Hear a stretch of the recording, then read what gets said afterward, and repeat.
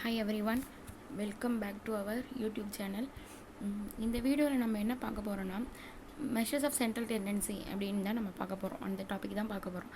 நமக்கு நல்லாவே தெரியும் இந்த டாபிக் எதில் வரும்னா ஸ்டாட்டிஸ்டிக்ஸில் தான் வரும். சரி, ஓகே, வாங்க நம்ம டாபிக்குள்ளே போயிடலாம். ஸோ மெஷர்ஸ் ஆஃப் சென்ட்ரல் டெண்டன்சினா என்னது? ஸோ அதுக்கு ஃபஸ்ட்டு நமக்கு ஒரு ஆவரேஜ் வேல்யூ தெரியணும். ஸோ ஆவரேஜ்னால் என்னது? ஃபார் எக்ஸாம்பிள், ஒரு மாஸ் செட் ஆஃப் டேட்டா எடுத்துக்கிறேன். அந்த டேட்டாவிலேருந்து ஒரு சிங்கிள் வேல்யூ எடுக்கிறேன். அந்த சிங்கிள் வேல்யூ வந்து அந்த மாஸ் செட் ஆஃப் டேட்டாவுடைய ஃபுல் டீட்டெயில்ஸுமே, கேரக்டரிஸ்டிக்ஸுமே, எல்லா கேரக்டருமே சொல்ல முடிஞ்சதுன்னா அந்த சிங்கிள் வேல்யூவை தான் நான் என்னென்னு சொல்வேன்னா சென்ட்ரல் வேல்யூ இல்லை ஆவரேஜ் வேல்யூ அப்படின்னு நான் சொல்வேன். ஓகேவா? ஆக்சுவலி நம்ம வந்து ஆவரேஜ்ன்ற வேர்டு வந்து நம்ம டே டு டே லைஃப்லேயே நம்ம கேஷுவலாக யூஸ் பண்ணுற வேர்டு தான் அது. நான் இந்த பையன் வந்து இந்த பர்சன் வந்து ஆவரேஜாக படிப்பாங்க அப்படின்னு நம்ம சொல்லுவோம். இவங்களுடைய ஆவரேஜ் வெயிட் இது, இவங்களுடைய ஆவரேஜ் ஹைட் இது அப்படின்னு நம்ம ஆவரேஜ்ன்ற வேர்டை நம்ம டே டு டே கான்வர்சேஷனில் நம்ம கேஷுவலாக யூஸ் பண்ணுற வேர்டு தான். ஸோ நம்ம ஆவரேஜ்ன்றது அந்த பாயிண்ட் ஆஃப் வியூவில் தான் பார்த்துருக்கோம். So okay, fine. இப்போ நம்ம டாப்பிக்கில் ஆவரேஜ்னால் என்னது? ஸோ அப்படின்னு பார்த்தா, ஸோ ஆவரேஜ்னால் என்னென்னா, அகெயின் ஒரு செட் ஆஃப் டேட்டா எடுக்கிறேன். அதிலேருந்து ஒரு சிங்கிள் வேல்யூவை நான் எடுக்கிறேன். அந்த சிங்கிள் வேல்யூ வந்து அந்த செட் ஆஃப் டேட்டாவுடைய கேரக்டரிஸ்டிக்ஸை எல்லாத்தையுமே எக்ஸ்பிளைன் பண்ணுச்சு அப்படின்னா, அந்த கேரக்டரிஸ்டிக்ஸ் எல்லாத்தையுமே அதால் சொல்ல முடிஞ்சிச்சுன்னா, ஸோ அந்த வேல்யூவை தான் நான் வந்து ஆவரேஜ் வேல்யூன்னு சொல்லுவேன். ஓகேவா? அது இல்லாமல் அந்த ஆவரேஜ் வேல்யூன்றது அந்த கிவன் செட் ஆஃப் வேல்யூவில் இருந்து தான் நான் எடுக்கிறேன் அப்படின்றதுனால அந்த ஆவரேஜ் வேல்யூ தான் நான் என்னென்னு சொல்லுவேன்னா measure of central value or measure of central டெண்டன்சின்னு சொல்கிறேன். ஓகேவா? அண்ட் அந்த மெஷர்ஸ் ஆஃப் சென்ட்ரல் டெண்டன்சிலேயே வந்து நிறையா இருக்குது. என்னென்னா arithmetic mean, median, mode, geometric mean, harmonic mean. So அதை தான் நான் எப்படி பிரிக்கிறேன்னா, ஃபஸ்ட்டு 3 டைப்ஸாக பிரிக்கிறேன். First mathematical average, position or location average, and third one commercial or business ஆவரேஜ்னு பிரிக்கிறேன். அகெயின் அந்த மேத்தமெட்டிக்கல் ஆவரேஜ் வந்து arithmetic mean, geometric mean, harmonic mean and quadratic mean பிரிக்கிறேன். And local and position average வந்து median and மோடுன்னு பிரிக்கிறோம். ஓகேவா? And again commercial or business ஆவரேஜை moving average, progressive average and composite average அப்படின்னு நம்ம பிரிக்கிறோம். பட் இந்த வீடியோவில் நம்ம என்ன பார்க்க போகிறோம்னா அரித்மெட்டிக் மீன் மட்டும் தான் நம்ம பார்க்க போகிறோம். ஸோ அரித்மெட்டிக் மீன்னா என்னது? ஸோ அரித்மெட்டிக் மீன்னா என்னென்னா, கிவன் செட் ஆஃப் நம்பர்ஸோ இல்லை கிவன் செட் ஆஃப் டேட்டாஸ்லேருந்து டேட்டாஸ்க்கு நான் ஆவரேஜ் வேல்யூ கண்டுபிடிச்சேன்னா அதுதான் வந்து அரித்மெட்டிக் மீன். நான் திரும்ப சொல்கிறேன், அரித்மெட்டிக் மீன்னா என்னென்னா, கிவன் செட் ஆஃப் நம்பர்ஸ்க்கோ இல்லை கிவன் செட் ஆஃப் டேட்டாஸ்க்கோ நான் ஆவரேஜ் கண்டுபிடிச்சேன்னா அதுதான் வந்து நான் அரித்மெட்டிக் மீனுன்னு சொல்கிறேன். ஸோ நம்ம இந்த அரித்மெட்டிக் மீனை ஜென்ரலாக வெறும் மீனுன்னு சொல்லலாம், அப்படி இல்லைனா ஆவரேஜ்னு சொல்லலாம். ஸோ நான் வந்து இந்த அரித்மெட்டிக் மீன் கண்டுபிடிக்கிறதுக்கு அதை எப்படி டினோட் பண்ணுவேன்னா எக்ஸ் பார் அப்படின்னு தான் நான் சிம்பிளை வந்து யூஸ் பண்ணுவேன் அரித்மெட்டிக் மீன். ஓகேவா? ஸோ இங்கே நான் டேட்டான்னு பேசினேன் இல்லையா? ஸோ டேட்டானா என்னென்னா கலெக்ஷன் ஆஃப் இன்ஃபர்மேஷன். ஸோ நான் ஏதோ ஒரு இன்ஃபர்மேஷன் கலெக்ட் பண்ணுறேன் இல்லையா, அதுதான் வந்து டேட்டா. ஃபார் எக்ஸாம்பிள், நான் வந்து பாப்புலேஷனை கால்குலேட் பண்ணுறேன். இப்போ நம்ம இந்தியாவில் எவ்வளோ பாப்புலேஷன் இருக்குதுன்னு நான் கண்டுபிடிச்சேன்னா அது ஒரு இன்ஃபர்மேஷன் தான், அது ஒரு டேட்டா தான். ஓகேவா? அதே மாதிரி இப்போ நான் ஒரு ஸ்டேட் எடுத்துக்கிட்டால் அந்த ஸ்டேட்டில் எத்தனை ஃபேமிலிஸ் இருக்காங்க, இல்லை எத்தனை மென் இருக்காங்க, எத்தனை உமன் இருக்காங்க, அதை மாதிரி நான் கண்டுபிடிச்சேன் அப்படின்னா அது எல்லாமே ஒரு இன்ஃபர்மேஷன்ஸ் தான். அந்த இன்ஃபர்மேஷன்ஸை தான் டேட்டான்னு சொல்கிறாங்க. ஸோ அந்த டேட்டாவை நம்ம 3 டைப்ஸாக ஃபர்தராக பிரிக்கிறாங்க. என்னென்னா individual or raw data, second one discrete data and third one continuous data அப்படின்னு 3 டைப்ஸாக பிரிக்கிறாங்க. ஸோ ஒன்று பார்க்கலாம். ஸோ இண்டிவிஜுவல் டேட்டானா என்ன? இண்டிவிஜுவல் ஆர் ரா டேட்டா அப்படின்னா என்னென்னா, இந்த கேஸ்க்கு என்ன இருக்குன்னா ஃப்ரீக்வன்சி, அதாவது அதோடைய ரிப்பீட்டேஷன்ஸ் வந்து நிறைய இருக்காது, ஒன்ஸ் தான் இருக்கும், ஒன்றுக்கு மேலே இருக்காது. ஃபார் எக்ஸாம்பிள், இங்கே ஒரு கேஸ் எடுத்துக்காங்க பாருங்களேன், 1 2 3 4 5 6 7 8. ஸோ இது ஒரு சிங்கிள் டைம்ஸ் தான், ஒன்ஸ் தான் அப்பியர் ஆகிருக்கு. ஸோ அது மாதிரி இருந்துச்சுன்னா அது வந்து இண்டிவிஜுவல் அப்சர்வேஷன் இல்லை இண்டிவிஜுவல் டேட்டான்னு சொல்லுவேன்.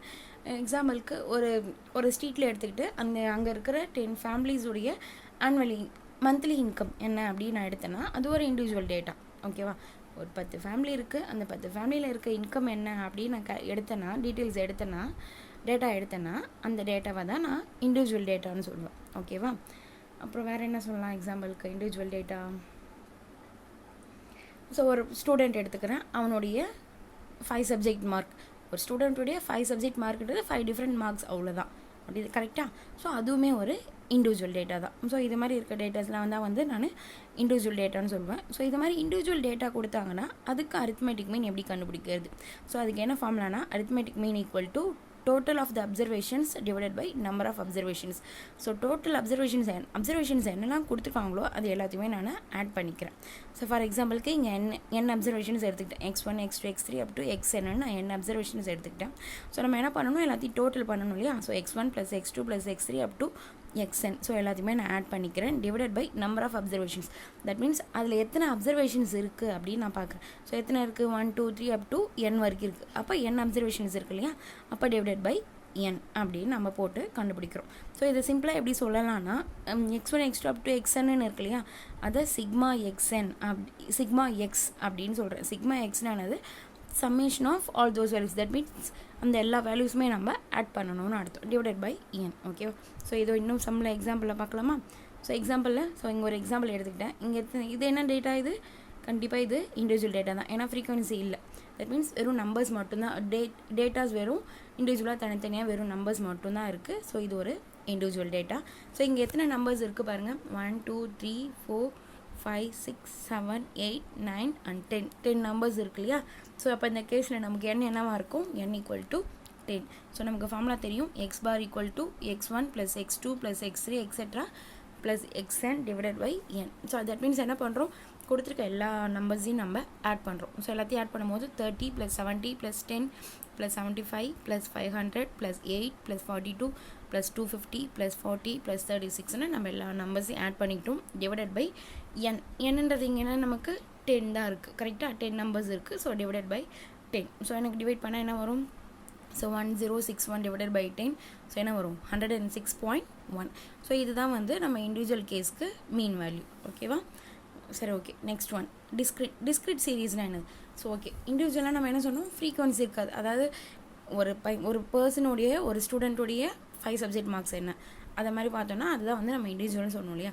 அதுவே டிஸ்க்ரீட்னு சொல்லும் போது குரூப் ஆஃப் நான் கலெக்ஷன்ஸ் ஆஃப் இன்ஃபர்மேஷன் எடுப்பேன். அப்படின்னா என்னென்னா, ஒரு கிளாஸில் இருக்காங்க இல்லையா ஸ்டூடெண்ட்ஸு, ஒரு கிளாஸ் ஸ்டூடெண்ட்ஸுடைய சப்ஜெக்ட் மார்க்ஸ் எடுப்பேன். ஃபார் எக்ஸாம்பிள் இப்போ ஒரு கிளாஸ் எடுத்துக்கிறேன், ஒரு செகண்ட் பிஎஸ்சி மேக்ஸ் அப்படின்னு நான் எடுத்துக்கிறேன். ஸோ அவங்களுடைய ஒரு சப்ஜெக்டுடைய மார்க்ஸ் என்ன அப்படின்னு நான் கேல்குலேட் பண்ணேன். ஸோ அவுட் ஆஃப் 50க்கு எத்தனை மார்க்ஸ் எடுத்திருப்பாங்க அப்படின்னு நான் எடுத்தேன்னா, ஸோ அவுட் ஆஃப் 50க்கு மேபி அவங்க 35 எடுத்துருக்கலாம், 40 எடுத்துருக்கலாம், 49 எடுத்துருக்கலாம், 50க்கு அவுட் ஆஃப் 50 கூட எடுத்துருக்கலாம். ஆனால் அந்த 50 அவுட் ஆஃப் 50ன்றதை மேபி 3 ஸ்டூடெண்ட்ஸ் எடுத்துக்கலாம், 5 ஸ்டூடெண்ட்ஸ் எடுத்துருக்கலாம், 10 ஸ்டூடெண்ட்ஸ் எடுத்துருக்கலாம், கரெக்டாக. ஸோ நம்ம இப்போ என்ன பண்ணுவோன்னா, 50 மார்க்ஸை எத்தனை பேர் எடுத்திருக்காங்க, இப்போ 50 மார்க்ஸை 4 பேர் எடுத்திருக்காங்க அப்படின்னு சொன்னால், அந்த 4 பேருன்னு சொல்கிறோம் இல்லையா, அதுதான் வந்து நம்மளுடைய ஃப்ரீக்வன்சி. ஸோ அப்சர்வேஷன்ஸ் x1 இடத்துல 50 போடுவேன், ஃப்ரீக்வன்சின்ற இடத்துல 4 பேருன்னு சொன்னேன் இல்லையா, அப்போ 4 போடுவேன். அடுத்தது அகெயின் 35 மார்க்ஸ் எத்தனை பேர் எடுத்திருக்காங்க அப்படின்னு நான் கேல்குலேட் பண்ணுறேன். ஸோ இன்கேஸ் 35 மார்க்ஸை 15 பேர் எடுத்திருக்காங்க, 15 மெம்பர்ஸ் வந்து 35 மார்க்ஸ் எடுத்திருக்காங்க அப்படின்னா, ஸோ 15 மெம்பர்ஸ் 35 எடுத்திருக்காங்க இல்லையா, அந்த 15ன்றதை வந்து நம்மளுடைய ஃப்ரீக்வன்சி அண்ட் 35ன்றது அந்த அப்சர்வேஷன். ஸோ இது மாதிரி வேல்யூஸ் இருந்துச்சுன்னா அதுதான் வந்து நம்ம டிஸ்க்ரீட் டேட்டான்னு சொல்லுவோம். ஓகேவா. ஸோ நம்ம டிஸ்க்ரீட் டேட்டா கொடுத்தாங்கன்னா எப்படி நம்ம கால்குலேட் பண்ணுறது, மீன் எப்படி கண்டுபிடிக்கிறது, அரித்மெட்டிக் மீன். ஸோ இதுக்கு என்ன ஃபார்ம்லானா, x bar = summation fx divided by summation f or sigma f. sigma or summation both are same. ஓகேவா. ஸோ நம்ம அங்கே என்ன சொன்னோம், இண்டிவிஜுவல் கேஸில் சிக்மா எக்ஸ் டிவைடட் பை என்னன்னு சொன்னோம். இங்கே எஃப்னு ஃப்ரீக்வன்சி ஒன்று வரதுனால அந்த எஃப் கூட அந்த எக்ஸ் வேல்யூவை மல்டிப்ளை பண்ணிக்கிறோம், அவ்வளோதான். ஸோ என்ன பண்ணுறேன், first frequency value into first value plus second frequency into that corresponding value add பண்ணிக்கிறேன். அது கூட அப்புறம் தேர்ட் ஃப்ரீக்வன்சி அண்ட் அதோட வேல்யூ அதே மாதிரி மல்டிப்ளை பண்ணி அப்படியே ஆட் பண்ணிகிட்டே போகிறேன். அண்ட் டிவைடட் பை அங்கே என்னன்றது எத்தனை பேர் இருக்காங்க அப்படி நம்பர் ஆஃப் பர்சன்ஸை தான் நம்ம கவுண்ட் பண்ணோம். ஸோ எத்தனை வேல்யூஸ் இருக்குன்னு இங்கேயுமே அதே தான். ஸோ இந்த மார்க்ஸை எத்தனை பேர் எடுத்தாங்க, இந்த மார்க்ஸை எத்தனை பேர் எடுத்தாங்க அப்படி தான் நம்ம கால்குலேட் பண்ணுறோம். அப்போ நம்ம எதை ஆட் பண்ணணும், ஃப்ரீக்வன்சியை தான் நம்ம ஆட் பண்ணணும், கரெக்டாக. நம்ம ஃப்ரீக்வன்சி ஆட் பண்ணால் தான் எத்தனை பேர் எடுத்தாங்க, எத்தனை மெம்பர்ஸ் எடுத்தாங்க, எத்தனை ஸ்டூடெண்ட்ஸ் எடுத்தாங்க அப்படின்றது நமக்கு அந்த ஃப்ரீக்வன்சி ஆட் பண்ணால் தான் தெரியும். ஆனால் இந்த மார்க்ஸ்ன்றது வந்து நமக்கு வேல்யூ, இந்த வேல்யூ ஏன்னா எத்தனை பேர் எத்தனை மெம்பர்ஸ் எடுத்தாங்க அப்படின்றது நம்ம ஃப்ரீக்வன்சி ஆட் பண்ணால் தான் தெரியும். அதனால் F1 F2 F3 அந்த ஃப்ரீக்வன்சிஸ் இதை நம்ம ஆட் பண்ணிக்கிறோம். அதுதான் சிக்மா எஃப் அப்படின்னு சொல்கிறேன். ஸோ நமக்கு ஃபார்மில் என்ன ஆகிடும்னா, x bar = f1 x1 + f2 x2 + f3 x3. So எது வரைக்கும் இருக்குமோ அது வரைக்கும் போயிட்டே இருக்கும், டிவைடட் பை இந்த ஃப்ரீக்வன்சிஸ் எல்லாத்தையுமே ஆட் பண்ணிக்கிறேன். ஓகேவா. ஸோ இது எக்ஸாம்பிளில் பார்க்கலாமா. ஸோ எக்ஸாம்பிளில் பார்க்கும்போது இங்கே என்ன கேட்டிருக்காங்கன்னா, calculate the mean number of persons per house. So ஹவுஸ்க்கு ஒரு ஆவரேஜாக எத்தனை நம்பர் ஆஃப் பர்சன்ஸ் இருக்காங்க அப்படின்றத நம்ம கால்குலேட் பண்ண போகிறோம். ஸோ அதுக்கு அவங்களே ஒரு டேட்டா இன்ஃபர்மேஷன் கொடுத்துட்டாங்க. என்ன கொடுத்துருக்காங்க, 10 ஹவுசஸில் வந்து 2 பேர் இருக்காங்க, 25 ஹவுசஸில் 3 மெம்பர்ஸ் இருக்காங்க, 30 ஹவுசஸில் 4 மெம்பர்ஸ் இருக்காங்க, அண்ட் அகெயின் 25 ஹவுசஸில் 5 மெம்பர்ஸ் இருக்காங்க, அண்ட் 10 ஹவுசஸில் 6 மெம்பர்ஸ் இருக்காங்க அப்படின்னு சொல்லிட்டாங்க. ஓகேவா? ஸோ இதிலேருந்து நம்ம ஆவரேஜாக என்னென்னு கண்டுபிடிக்க போகிறோம். ஸோ நம்ம என்ன பண்ண போகிறோன்னா, அதுக்கு ஃபஸ்ட்டு ஒரு டேப்லெட் காலம் போட்டுக்கிறோம். பார்த்துக்கோங்க, இண்டிவிஜுவல் கேஸ்க்கு நமக்கு டேப்லெட் காலம் தேவையில்லை. ஸ்ட்ரெயிட்டாகவே அந்த வேல்யூஸ் ஆட் பண்ணி டிவைடட் பை எத்தனை கவுண்ட் இருக்குது அப்படின்றத டிவைட் பண்ணி நம்ம போட்டுருவோம். நான் இந்த கேஸில் என்ன பண்ணுறேன்னா, நம்ம எஃப்எக்ஸ் ஒன்று கண்டுபிடிக்கணும் இல்லையா, அந்த கிவன் டேட்டா கூட எஃப்ஐ மல்டிப்ளை பண்ணணும். கரெக்டாக? அதுக்காக நம்ம என்ன பண்ணுறோம், ஒரு டேப்லர் காலம் போடுறோம். ஸோ நம்பர் ஆஃப் பர்சன்ஸ் எக்ஸை ஒரு காலமில் எழுதிக்கிறேன். அடுத்து நம்பர் ஆஃப் ஹவுசஸ் அந்த ஃப்ரீக்வன்சியை இன்னொரு காலமில் எழுதிக்கிறேன். அடுத்து நமக்கு ஃபார்முலாக்கு என்ன வேணும், எஃப் இன்டூ எக்ஸ், எஃப்எக்ஸ் வேணும் இல்லையா. ஸோ அதுக்கு ஒரு காலம் போட்டுக்கிறேன் எஃப்எக்ஸ்ன்னு. ஸோ ஃபஸ்ட் காலமில் எக்ஸ் வேல்யூ, செகண்ட் காலமில் எஃப் வேல்யூ, அண்ட் தேர்ட் காலமில் f into x value. So இந்த கேஸில் பார்க்கும்போது எஃப் இன்டூ எக்ஸ், ஸோ என்ன வரும், f into x என்னும்போது 10 into 2, so 20, and second one f value 25 and x value 3, so 25 into 3 75, and third case la f value 30 and x value 4, so 30 into 4 120. so இதே மாதிரி நம்ம fx ஃபுல்லாக கண்டுபிடிக்கிறோம். So அதுக்கப்புறம் sigma fx அப்படின்னு இருக்கு இல்லையா, அப்படி என்ன பண்ணணும், சிக்மானா சம் அப் பண்ணணும். தட் மீன்ஸ் கண்டுபிடிச்ச எல்லா வேல்யூஸையும் நம்ம ஆட் பண்ணணும். ஸோ அந்த வேல்யூஸ் எல்லாத்தையுமே நான் ஆட் பண்ணுறேன். ஸோ எப்படி ஆட் பண்ணுவேன், 20 + 75 + 120 + 125 + 60 அப்படின்னு நம்ம எல்லா வேல்யூஸையும் நான் ஆட் பண்ணணும். ஸோ எனக்கு எல்லாத்தையும் ஆட் பண்ணால் எனக்கு என்ன வருதுன்னா 400 வருது. ஓகே, ஸோ நான் சிக்மா எஃப்எக்ஸ் கண்டுபிடிச்சிட்டேன். நமக்கு சிக்மா எஃப்பும் வேணும் இல்லையா, ஸோ அதுக்காக என்ன பண்ணுறேன், அந்த எஃப் வேல்யூ எல்லாத்தையும் ஆட் பண்ணிக்கிறேன். ஸோ 10 + 25 + 30 + 25 + 10 அப்படின்னு அது எல்லாத்தையும் ஆட் பண்ணிக்கிறேன். ஸோ நான் எல்லாத்தையும் ஆட் பண்ணால் எனக்கு சிக்மா எஃப் எனக்கு 100 வந்துடுச்சு. ஸோ எனக்கு ஃபார்முலாக்கு என்ன வேல்யூலாம் வேணுமோ அது ஃபஸ்ட்டு கண்டுபிடிச்சி வச்சுக்கிறேன். கண்டுபிடிச்சிக்கிட்டு அதை அப்படியே அந்த ஃபார்முலாவில் சப்ஸ்டியூட் பண்ணுறேன். ஸோ எனக்கு ஃபார்முலா என்ன, x bar equal to sigma f x divided by sigma f, அதுதான் என் ஃபார்முலா. ஸோ சிக்மா எஃப்எக்ஸ்க்கு நமக்கு என்ன வேல்யூ வந்துச்சு, 400, அண்ட் சிக்மா எஃபோட வேல்யூ 100. ஸோ 400 டிவைடட் பை 100 என்ன வரும், 4. ஸோ அதுதான் வந்து நம்ம டிஸ்க்ரீட் கேஸில் ஆவரேஜ் வேல்யூ. ஓகேவா? அடுத்தது கண்டினியூஸ் கேஸ். ஸோ கண்டினியூஸ் சீரீஸ்னால் என்ன, கண்டினியூஸ் சீரீஸ்னாலும் டிஸ்க்ரீட் சீரீஸ்னாலும் ஒன்று தான். என்னென்னா நமக்கு தெரியும், இண்டிவிஜுவல் சீரீஸில் ஃப்ரீக்வன்சி வராது, ஆனால் டிஸ்க்ரீட் சீரீஸில் ஃப்ரீக்வன்சி வரும். அதே மாதிரி கண்டினியூஸ் சீரீஸ்க்குமே ஃப்ரீக்வன்சி வரும். ஆனால் ஒரே டிஃப்ரென்ஸ் என்னென்னா, அந்த டிஸ்க்ரீட் சீரீஸில் வந்து டேட்டாஸ் வந்து இண்டிவிஜுவல் டேட்டா மாதிரி தான் இருக்கும், தனித்தனியாக சிங்கிள் வேல்யூஸாக தான் இருக்கும். ஓகேவா? ஆனால் கண்டினியூஸில் எப்படி இருக்குன்னா, ஒரு கிளாஸ் இன்டர்வல் மாதிரி ஒரு ரேஞ்சு கொடுத்துருப்பாங்க, 20 to 30 இல்லை 30 to 40, அது மாதிரி ஒரு ரேஞ்ச் கொடுத்துருந்தாங்கன்னா அதுதான் வந்து நம்ம கண்டினியூஸ் சீரீஸ் அப்படின்னு சொல்லுவோம். ஸோ நம்ம வந்து இண்டிவிஜுவல் சீரீஸ்லேயும் டிஸ்க்ரீட் சீரீஸ்லேயும் நம்ம கவுண்ட் பண்ணுவோம், இண்டிவிஜுவல் வேல்யூ இதுதான் சொல்ல முடியும். ஆனால் இந்த கண்டினியூஸ் கேஸில் எப்படி இருக்குன்னா, ஒரு ரேஞ்சாக இருக்கும், இந்த ரேஞ்சிலேருந்து இந்த ரேஞ்ச் வரைக்கும் அப்படின்னு இருக்கும். ஃபார் எக்ஸாம்பிள், அகெயின் நம்ம கிளாஸ் ஸ்டூடெண்ட்ஸோடைய மார்க்ஸை எடுத்தோம் அப்படின்னா 20லேருந்து 30 மார்க்ஸ் வரைக்கும் எத்தனை பேர் எடுத்தாங்க, அண்ட் 30லேருந்து 40 மார்க்ஸ் வரைக்கும் எத்தனை ஸ்டூடெண்ட்ஸ் எடுத்தாங்க, அண்ட் 40 to 50 மார்க்ஸ் வரைக்கும் எத்தனை ஸ்டூடெண்ட்ஸ் எடுத்தாங்க அப்படின்னு நான் கால்குலேட் பண்ணேன்னா அதுதான் வந்து கண்டினியூஸ் சீரீஸ்னு சொல்லுவோம். ஓகேவா? ஸோ கண்டினியூஸ் சீரீஸ்க்கு என்ன formula, so x bar equal to sigma f m divided by sigma f. பாருங்கள், ஃபார்முலாவுமே டிஸ்க்ரீட் மாதிரி சேம் தான். அங்கே என்ன சொன்னோம், சிக்மா எஃப் எக்ஸ்ன்னு சொன்னோம், இங்கே சிக்மா எஃப்எம். அங்கே ஏன்னா ஸ்ட்ரெயிட்டாக நமக்கு வேல்யூ தெரியும், எக்ஸ் வேல்யூ தனித்தனி வேல்யூஸ் தான் நமக்கு ஸ்ட்ரெயிட்டாக தெரியும், நம்ம அப்படியே எடுத்துக்கிட்டோம். இங்கே என்னென்னா நமக்கு ஒரு ரேஞ்சாக தான் தெரியும் இல்லையா, இந்த ரேஞ்சிலேருந்து இந்த ரேஞ்சுன்னு, அதிலேருந்து நம்ம மிட் வேல்யூவை எம்மை கண்டுபிடிக்க போகிறோம். ஸோ எப்படி கண்டுபிடிக்கிறது, எம்முக்கு ஒரு ஃபார்முலா இருக்குது பாருங்கள், m equal to upper boundary plus lower boundary divided by 2. That means என்ன பண்ணுறேன்னா, இப்போ ஒரு ரேஞ்ச், ஃபார் எக்ஸாம்பிளுக்கு இங்கே ஒரு ரேஞ்ச் எடுத்துருக்க பாருங்களேன், 20 to 30 அப்படின்னு ஒரு ரேஞ்ச் கொடுத்துட்டாங்க இல்லையா. ஸோ நான் என்ன பண்ணுறேன், அந்த ரெண்டு வேல்யூ ஆட் பண்ணிக்கிறேன். So 20 + 30 divided by 2, so 50/2 25. இந்த கேஸில் எனக்கு 25 தான் எம் வேல்யூ. ஸோ இதே மாதிரி நம்ம கொடுத்துருக்க எல்லா ரேஞ்சுக்குமே எம் வேல்யூ கண்டுபிடிப்போம். ஓகேவா? ஸோ எக்ஸாம்பிள் பார்க்கலாமா. ஸோ எக்ஸாம்பிள் பார்த்தா இங்கே என்ன கேட்டிருக்காங்க, calculate the arithmetic mean for the following data. So என்ன டேட்டா கொடுத்துருக்காங்க, 20லேருந்து 30 மார்க்ஸ் வரைக்கும் 5 ஸ்டூடெண்ட்ஸ் எடுத்திருக்காங்க, 30லேருந்து 40 மார்க்ஸ் வரைக்கும் 8 ஸ்டூடெண்ட்ஸ் எடுத்திருக்காங்க, அண்ட் 40லேருந்து 50 வரைக்கும் 12 ஸ்டூடெண்ட்ஸ் எடுத்திருக்காங்க, 50 to 60 15 students, and 60 to 70 6 students, and 70 to 80 4 students எடுத்திருக்காங்க அப்படின்னு சொல்லிட்டாங்க. ஓகேவா? ஸோ இதோடய நம்ம arithmetic mean, so mean value தான் நம்ம கண்டுபிடிக்க போகிறோம். ஸோ அகெயின் இதுக்கு நம்ம டேபிளர் காலம் போடுறோம். நான் திரும்பவும் சொல்கிறேன், நமக்கு இண்டிவிஜுவல் சீரீஸ்க்கு டேபுலர் காலம் கிடையாது. வேறு டிஸ்க்ரீட்க்கு டேபுலர் காலம் உண்டு இருக்கும் அண்ட் கண்டினியூஸ் கேஸ்க்கும் டேபுலர் காலம் இருக்கும். ஏன்னா நம்ம அந்த f into x and f into m கண்டுபிடிக்கணும் இல்லையா? ஸோ அதுக்காக நம்ம டேபுலர் காலம் போகிறோம். ஸோ ஃபஸ்ட் காலமில் மார்க்ஸ் எல்லாத்தையுமே என்ட்ரு பண்ணிக்கிறேன் அண்ட் செகண்ட் காலமில் அந்த frequencies f values number of students எல்லாத்தையுமே என்ட்ரு பண்ணிக்கிறேன் and third column and fourth column. So third column நமக்கு ஃபார்முலா என்ன வேணுமோ அது ஒரு காலமாக ஃபஸ்ட்டு பிரித்து எழுதிக்கோங்க. ஃபார்முலாஸ்க்கு என்ன தேவையோ அது எல்லாத்தையும் காலம் டேபுலர் காலத்தில் போட்டு என்ட்ரு பண்ணி வேல்யூ போட்டாலே நம்ம வேலை முடிஞ்சிடுச்சு. ஸோ மிட் வேல்யூ எப்படி கண்டுபிடிக்கணும்னு சொன்னோம்? Upper value and lower value ரெண்டுத்தையும் ஆட் பண்ணி 2ஆல் டிவைட் பண்ணணும். கரெக்டாக?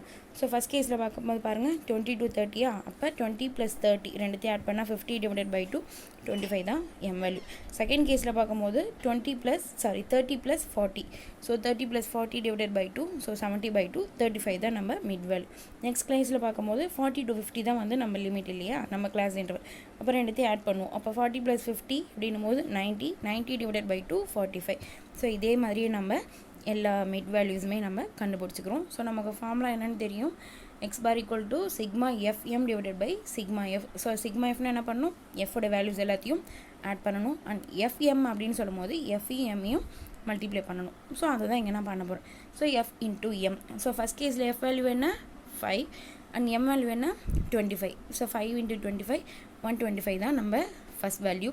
அண்ட் செகண்ட் கேஸில் f value 8 and m value 35. So 8 × 35 280. அதுதான் வந்து நம்ம எஃப்எம் வேல்யூ. இதே மாதிரியே நம்ம எல்லா வேல்யூஸுமே கண்டுபிடிச்சிக்கிறோம். ஓகேவா?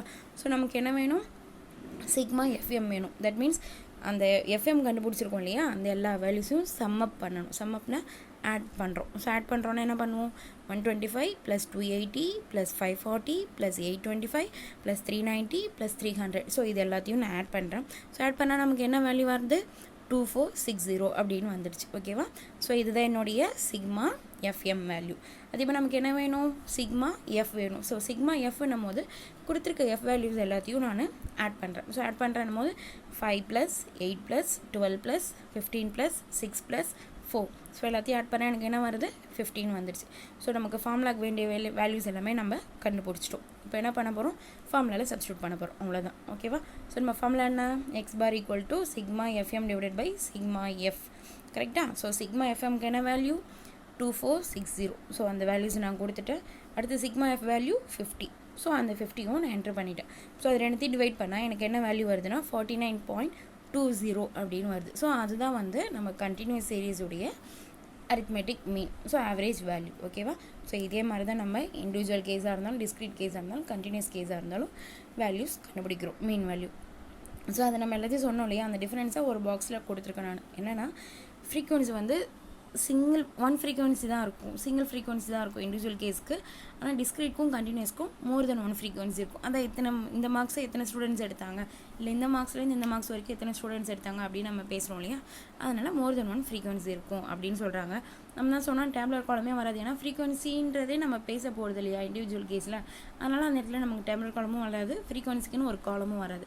ஆனால் டிஸ்க்ரீட்லேயும் கண்டினியூஸ்லேயும் நம்ம அந்த ஃப்ரீக்வன்சி பற்றி பேசுகிறோம் அண்ட் எஃப்எக்ஸ் கண்டுபிடிக்கிறோம். அதாவது எஃப் × எக்ஸ் கண்டுபிடிக்கிறோம் அண்ட் கண்டினியூஸில் வந்து எஃப் × எம் கண்டுபிடிக்கிறோம். அதனால் நமக்கு ஃப்ரீக்வன்சிக்கு ஒரு காலம் வேணும் அண்ட் எஃப்எம்முக்கு ஒரு காலம் வேணும், எஃப்எக்ஸ்ன்னும் போது ஒரு காலம் தேவைப்படும். ஓகேவா?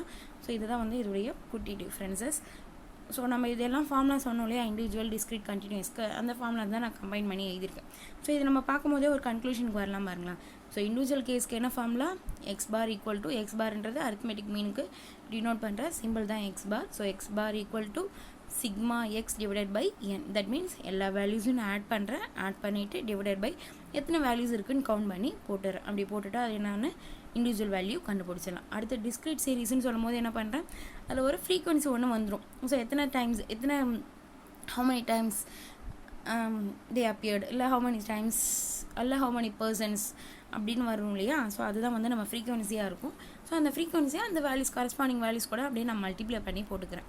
So f × x1 f1 × x1 f2 × x2 அது எல்லாத்தையும் மல்டிப்ளை பண்ணிக்கிட்டு அதுக்கப்புறமா ஆட் பண்ணிக்கிறேன். அதனால சிக்மா எஃப்எக்ஸ் / சிக்மா எஃப். ஏன் இங்கே சிக்மா எஃப்னா என்னது? அங்கே என்னன்றதே எத்தனைன்றதை கவுண்ட் பண்ணுறோம் இல்லையா? அதே தான் இங்கே சிக்மா எஃப்மே. சிக்மா எஃப்னா என்ன பண்ணுறேன்? எத்தனை மெம்பர்ஸ் இருக்காங்க ஒரு வேல்யூஸ்க்குமே அப்படின்ற அந்த மெம்பர்ஸ் தான் சிக்மா எஃப். ஸோ அந்த எஃப் வேல்யூஸ் எல்லாத்தையும் ஆட் பண்ணால் எனக்கு சிக்மா எஃப் கிடைச்சிடும். ஸோ அதே மாதிரி நம்ம டிஸ்க்ரீட் கால்குலேட் பண்ணிவிடுவேன். அடுத்து கண்டினியூஸ்ன்னும் போது sigma f m / sigma f. So ஃபார்முலாஸில் எதுவுமே நமக்கு பெரிய டிஃப்ரென்ஸ் இல்லை.